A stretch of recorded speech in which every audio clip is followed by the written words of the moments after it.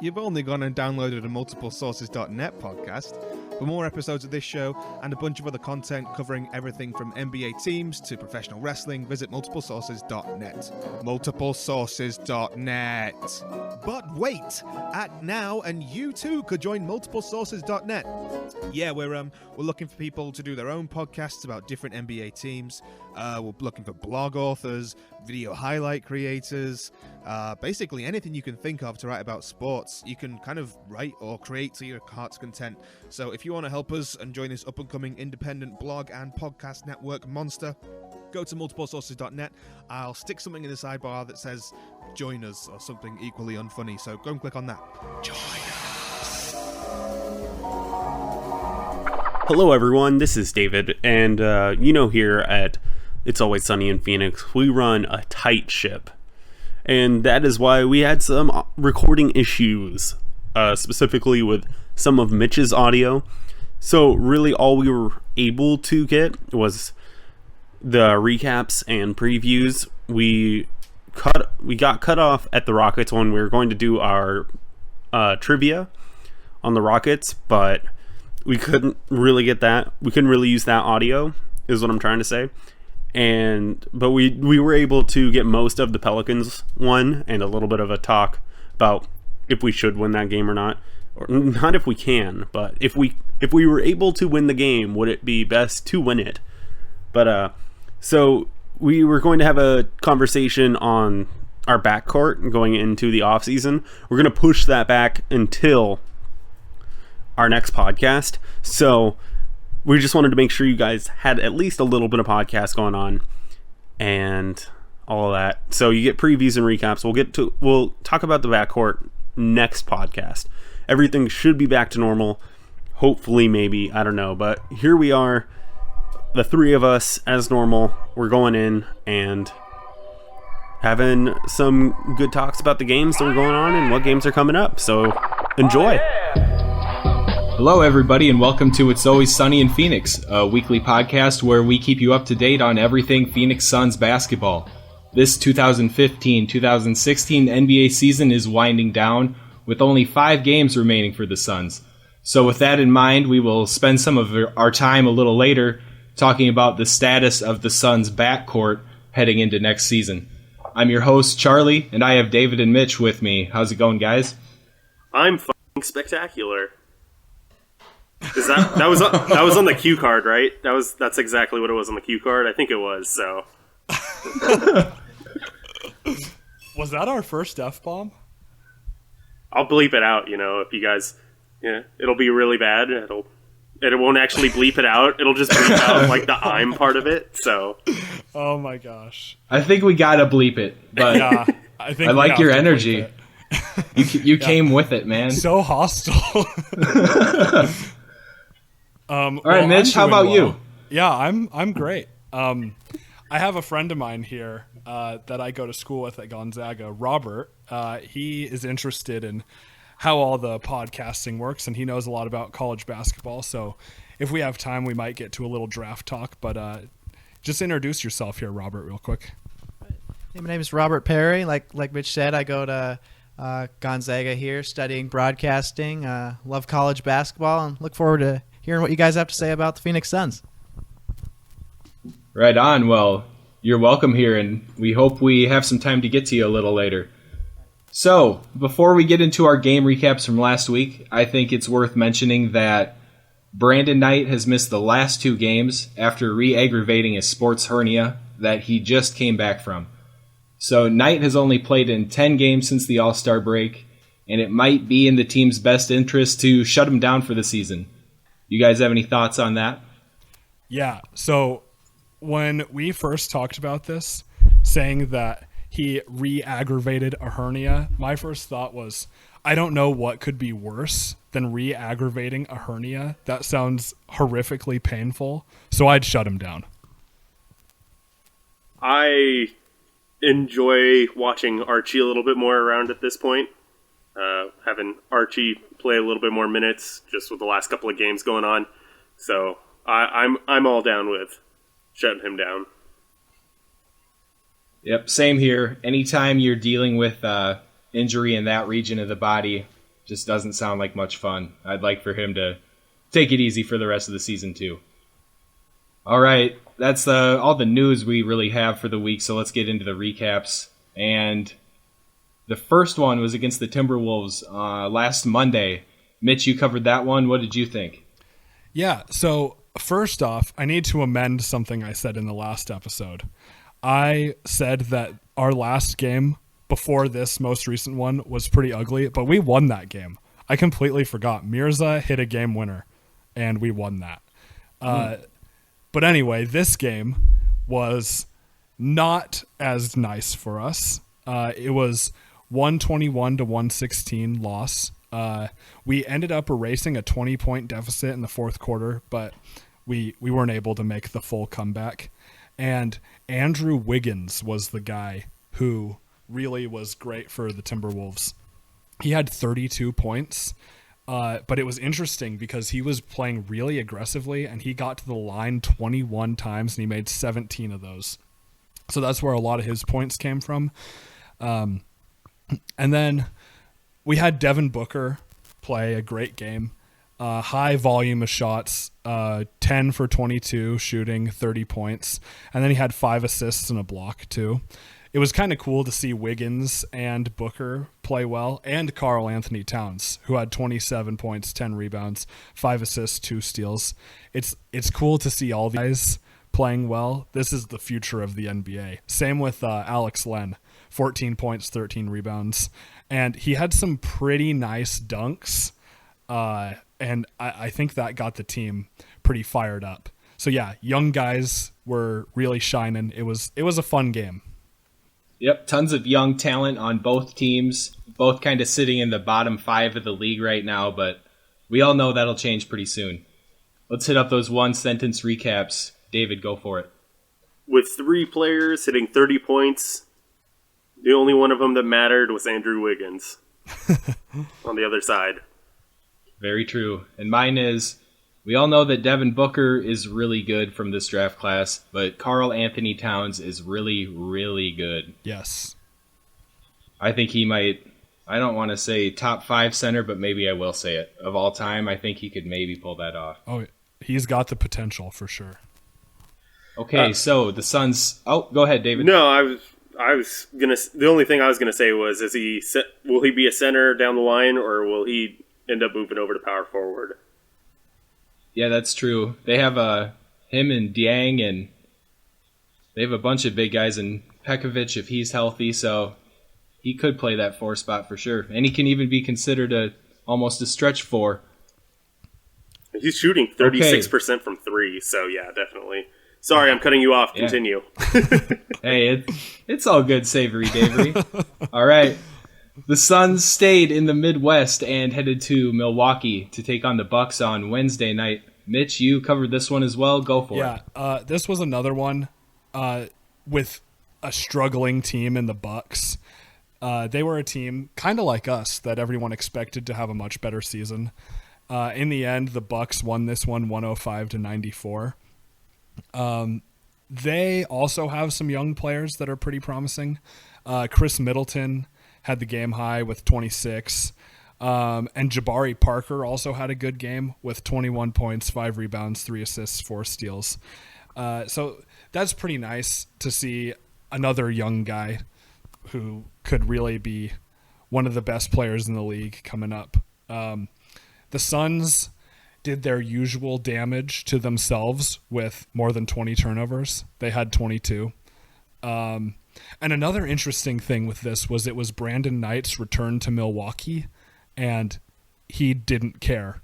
He didn't make a big deal out of it at all. And I mean, I understand that's just his tactic to downplay it, but it just seemed kind of weird to me.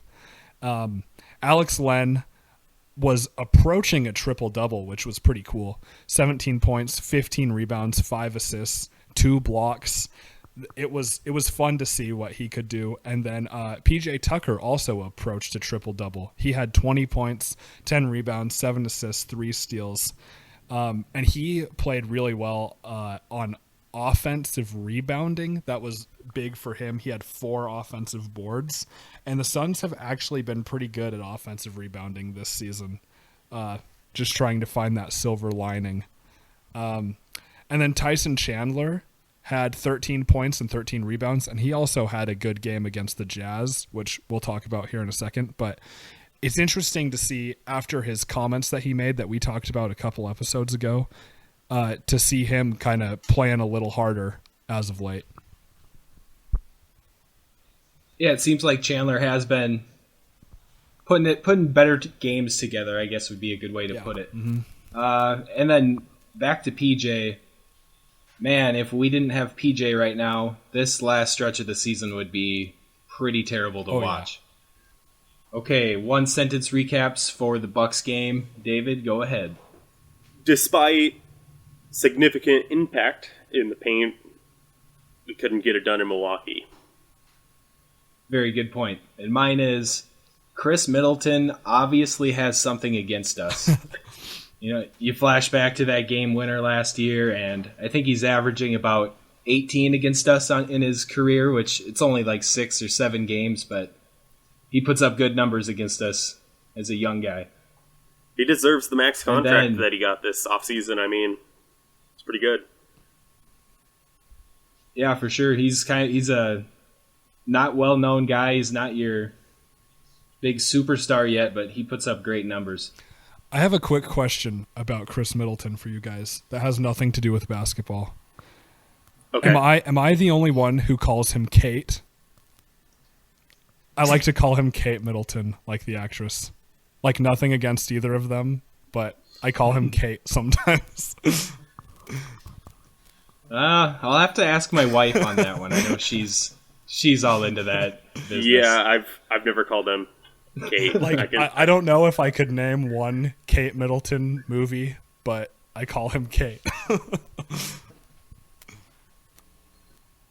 Well, moving on that note. Okay, so Markieff and the Wizards came to town, and it did not end the way we all wanted it to. David, this game was yours. What did you think about the return of Markieff to Phoenix? Well, Markieff and the Wizards looked tired or something early in the game. They didn't look that interested. Through 3 quarters, we were ahead. It was not by a whole lot, but there were points in time where it looked like if we took care of the ball a little bit, that we could have pulled out a win. But they really came on in the 4th quarter. They had 3 guys score 20 points, and John Wall, Bradley Beal, and Markieff.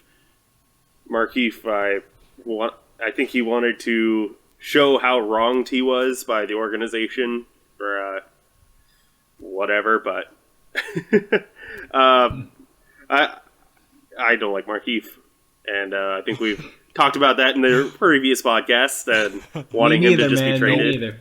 So he was getting boos, and I'm sure he loved that because he hated our fans and said that they were bad fans. So you got to love that. But he shot around 50%. I think he shot. It was something like that. I don't have exactly in front of me, but the Wizards just all in all shot better than us. They shot 44.2% from the field, 38.5% from 3, and 80% from the free throw line. Compared to us, where we shot, I have it here somewhere, 38.7 from the field, 30.4 from the three-point line, and 76.9 from the free throw line. It also doesn't help that we turned the ball over 16 times, and almost half of those turnovers were in the 4th quarter alone. So the out-rebounding them didn't matter. Alex Lynn playing 21 minutes. Sorry, let me change that. Definitely hurt his production. But Mirza and PJ were big contributors, and Chandler as well. Mirza had 24 points off the bench. It was a game-high 24 points, and he also added 12 rebounds to give himself a double-double. PJ had 18 points, 10 rebounds. He shot 7 of 15 from the field. Offense is not something that he's normally known for. but he went 2 from 3 from the 3-point line and was really going and looking to score a lot. And then, of course, Chandler, he had, since he was mainly our center for most of the time without Alex Lennon, he grabbed 15 rebounds and had 11 points, giving him his 17th double-double, tying the season for the team high with Len. So it was rough, and even though it was April Fool's, or I guess since it was April Fool's, we were fooled a little bit and looked like we could pull one out. So there you go. Very good point. All right. One sentence recaps, Mitch. All you. Okay, I hope I don't take yours, but I'm going to go with boo. It's aimed at the same guy, but mine is, Keith, you're still not going to make the playoffs. Ha ha ha ha. So he'll be doing the same thing all of our Phoenix Suns will be doing this offseason. And this was our trivia game of the week, and we're sticking to the system of 2 points for the scoring leader, 1 point for the rebound leader, and 1 point for the high assist man, and then 1 point for the bonus point as well. So, most points. Mitch and David said Booker, I said Mirza, and I took the 2 points with that. Mirza with his 24 led the team. Rebounds, we all said Len. We were all wrong. It was Chandler with those 15 that David mentioned. And then assists.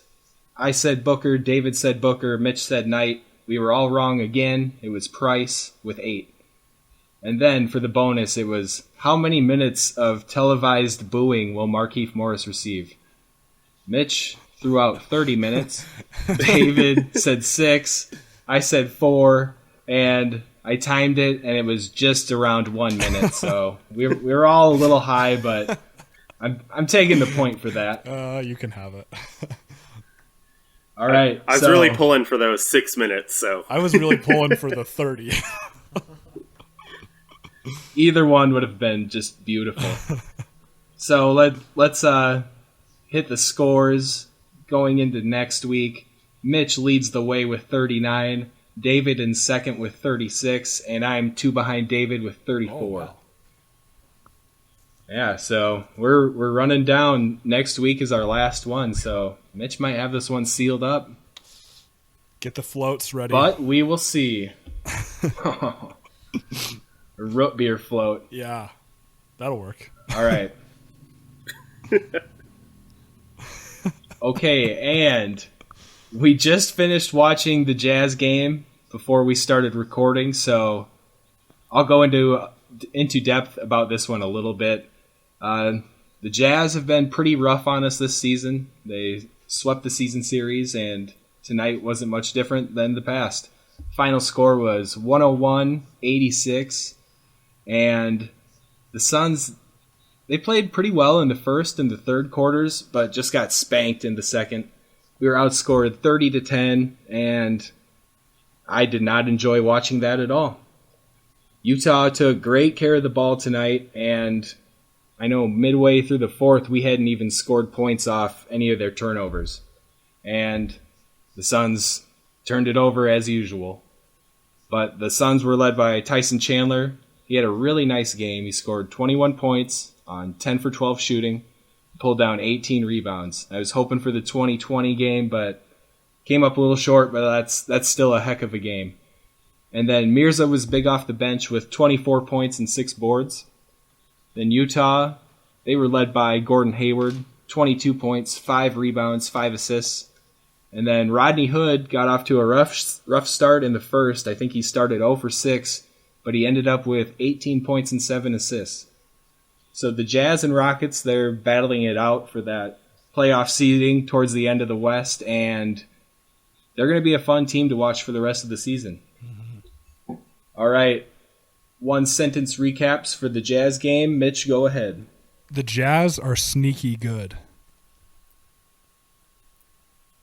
They are. I hope they can do a little damage in the playoffs, and that it's going to be a tough first-round matchup, whoever they get. Yeah, me too. I think they could take a team to 6 games, maybe. That'd be fun. Definitely. David, what do you got? Well, how we've played this season, and the Jazz defense that has played all season makes for tough games all around. And that's my sentence, kind of. I'm going to roll with that. It's not... It might be a couple sentences, but whatever. Cut me some slack. Okay. The Jazz are one of those small market teams that isn't always on TV, but they've played pretty solid even through injuries this season. So they're starting to hit where everyone thought they would be, where they're going to start being a playoff team. And their defense is for real. Oh, yeah.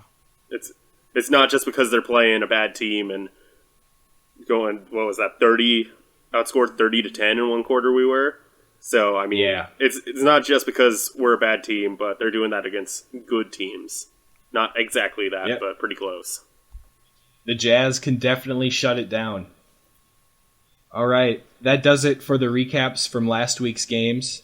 And let's move on to previewing next week's. Our first game of the week is Tuesday against the Hawks in Atlanta. David, what is your key to the game against the Hawks? So my key to the game is going to be trying to cause a little chaos.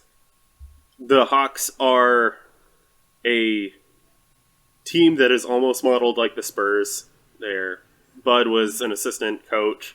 He's doing it's all about motion and getting your guys off the screen. I think that the key to playing against the Hawks is just causing them to take bad shots and causing them to get those turnovers, or to have turnovers.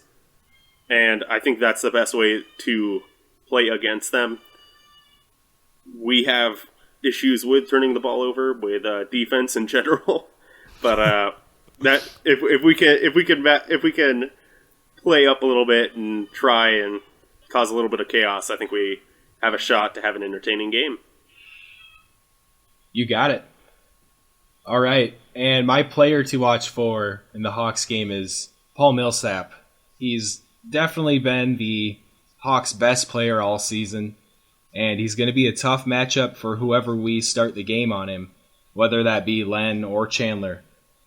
He's averaging about 17 points and 9 boards per game this season, and he's going to make it tough on our defenders with his ability to put the ball on the floor if he needs to and get by one of our bigs.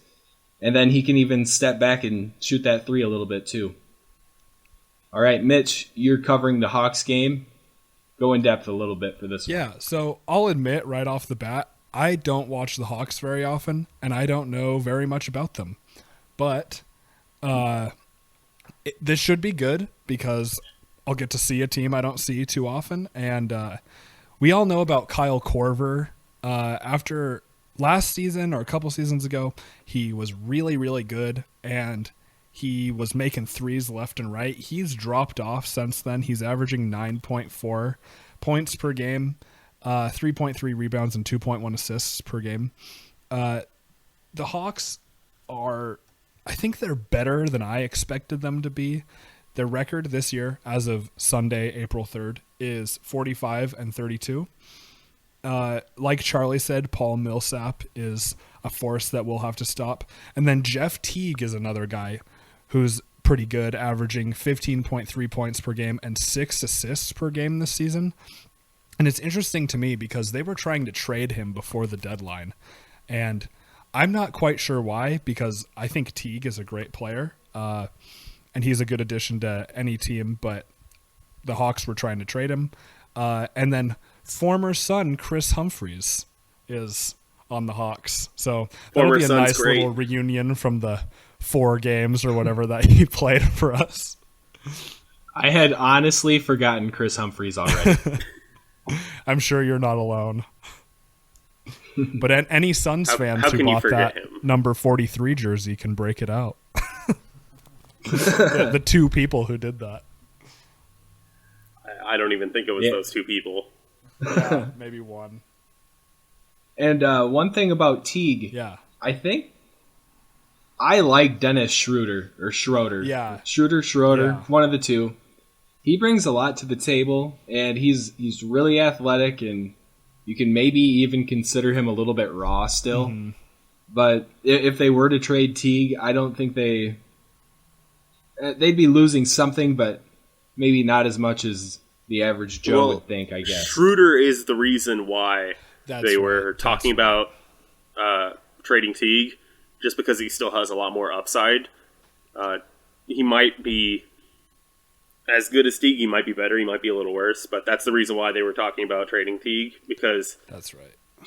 there's not really a noticeable drop off when Teague's out of the game and Schroeder's in. I personally really like Schroeder.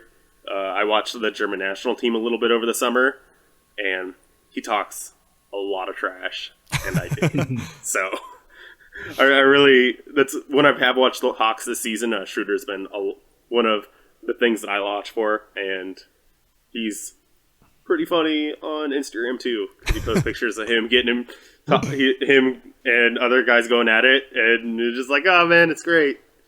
Huh. Gotta love it. It's all love though. So That's interesting. I think I just caught a picture of him sitting on the side of the road, locked out of his gold Audi because Yep.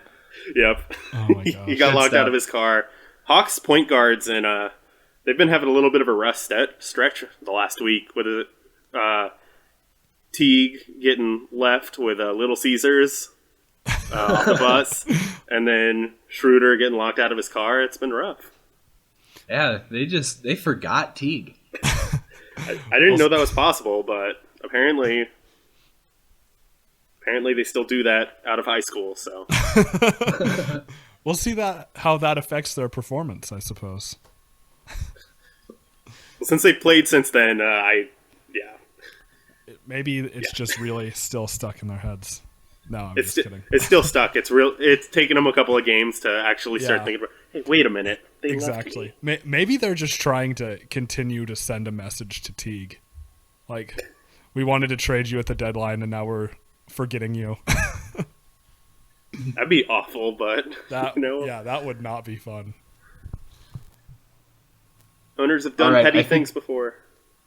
All right, I think that'll do it for Hawks Talk, our new podcast. Yeah, we're actually taking this over and changing it to a Hawks podcast that we never talk about basketball with. It's just all about the off the court Hawks stuff. It's Welcome actually to just It's about Always Humid in Atlanta. it's actually just about hawks, like the bird, The birdie. with little sprinklings of Dennis Schroeder. So Right on. All right. Back to the Phoenix Suns. Thursday, the 7th, the Suns head to Houston to take on the Rockets. I have the key to the game, and this really isn't basketball related, but it's not to let Michael Beasley make us look bad. I'm pretty sure we're still paying this dude money as of this year. I think we owed him like $700K or something like that, and that just disgusts me. So I don't want him to burn us in this game like he's burned us with that contract he signed here. That's all I got. Mitch, which player are you looking forward to watching on the Rockets? So I've been going obvious a lot lately, but I feel like I have to go obvious again here and say James Harden. He is averaging 28.5 points per game, 6.3 rebounds per game, and 7.5 assists per game. He puts that team on his back, and if he continues to play really well, that's their best shot of making the playoffs. He had 40 the other night, and he's just great on offense. On defense, not so much, but it's the Rockets are interesting because they can put up so many points and not rely as much on their defense and still have their current 38 and 39 record and be close to the playoffs. But they're a team that has been extremely disappointing this year, and I think it'll be interesting to see if they make the playoffs. Yeah, I think a lot of people expected a lot more out of the Rockets this year. And David, you're covering this one. What do you have? yeah, the Rockets, it's been tough for them this season. A lot of people were betting their over when it came to their record. People were saying they were going to get 60 wins. There was talk about them being first in the West. There was talk about them possibly pushing Golden State to get into the finals. It hasn't been that way. That being said, the reason that they're even still in talks to be in the playoffs is because of Harden. And he is really good. He would probably be averaging double-digit assists if his teammates were even somewhat okay at shooting this season. And, I mean, it's been a rough year for the Rockets. There were stretches where Michael Beasley has been, since they signed him, a Chinese League MVP, Michael Beasley, where he's been their second best creator on that team, which is not something that you want out of Michael Beasley. You do not want Michael Beasley to possibly be your second best scorer, your second best go-to guy. But that being said, they are still fighting for a playoff spot. They still have stuff to fight for. We might be able to play spoiler, but we need to not let something like Ariza and Corey Brewer go off on us because we're trying to play a zone defense in the fourth quarter and it's not working at all. That sounds familiar. Yeah, I don't know. It kind of just as an example that just came to me like a hypothetical. Yeah. Well, I can see where you're coming from. Yeah. That's fair. All right, and the trivia. I made this up. This is on the fly for you guys. Are you saying you didn't use my trivia questions? No, I didn't use yours because, like we've mentioned before, we're both pretty lazy guys, and that would have taken some effort, so... We already put way too much effort into the counting how many seconds Markieff was booed on TV, so that's enough effort. I did sit there with a stopwatch for that, by the way. I did. Yeah. It wasn't as fun as I thought it would be. All right, but here's the trivia bonus question. Will there be more James Harden free throws or Phoenix Suns turnovers? Mitch is saying Suns TOs.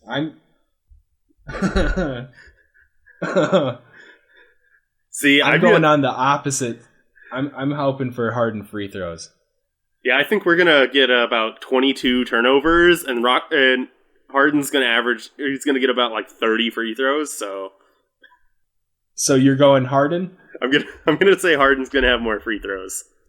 All right, me and you both. All right, that will do it for the trivia for the week. And the last game of the week is Saturday night against the Pelicans. And as thin as they are, David, who do you think the player we need to look out for is? Well, I'm going to go with the MVP, Tim Frazier. He was the first Pelicans, or New Orleans player, I'll say. The first New Orleans player since Chris Paul to have double-digit assists with no turnovers. So it's been a while for them. And... who else are you going to watch for? But, so I'll go with Tim Frazier. I like it. And just to elaborate on this a little bit, the Pelicans are pretty much missing a whole starting lineup without Anthony Davis, Ryan Anderson, Alonzo G, Eric Gordon. Oh, excuse me, not Gordon. Cole. And then Drew Holiday. I'm pretty sure all 5 of those guys are shut down for the season. And I'll keep it short and sweet on this one. It might be our last winnable game of the season. So let's hope we can get out there, pick up the W, and tie the season series against the Pelicans. We can afford to do that with the current lottery race, I think. Are we 2 games? Would it be behind Brooklyn or ahead of Brooklyn? What I don't know how this whole lottery. Let's say ahead. I think let's just say ahead. Or is it 2 games? Is it 1 game? I don't know anymore, but I'm not sure either. But you guys are worthless. And oh man, yeah. Look it up while I talk about this. The Brooklyn Nets, they just shut down Lopez and Thaddeus Young, so they're 2 big men. Both done for the rest of the season. I don't see them winning a bunch of games either, so I think we can afford to win 1 and then lose out and I think we should be with that number 3. I hope. So it's only one game. It's not 2 games. It is only one game. So. Uh-oh. Maybe we can't. But is there really that big of a difference between the 3 and 4 pick right now? If we're big on Bender, that might be an issue, but or if we're I don't know. Not big on Bender and we want the Celtics to pick Bender, then yes, win one and let the Celtics get the 3 pick. Yeah, I wouldn't be mad with the 3 or 4, to tell you the truth. So let's hope we beat the Pelicans. We'll suffer the victory if it happens. And that is it for the podcast this week. As I said, we were able to get a little bit left, but we couldn't really get into our last segment as usual. Next week's segment, that's what I was trying to say, yes. Next week's segment will be on our backcourt and the future. Then after that, we'll probably talk about the front court. So look forward to that. If you have any questions at all whatsoever, or if you have some people that in the draft that you want us to discuss or some free agents, go ahead, send us an email at sunnyinphxpod@gmail.com, or you can add us on Twitter at sunnyinphxpod. I think it's the same @ thing. I don't know, but I'm just going to roll with that. So tweet at us. It's in the description from anywhere that you find this. Tweet at us, email us. You can do our Facebook or comment on our Facebook, multiple sources, Phoenix Suns, any of that. Thank you so much for listening, and sorry once again for the technical difficulties, but we will see you next week. Go Suns! That's what they say, right? I don't know. Whatever.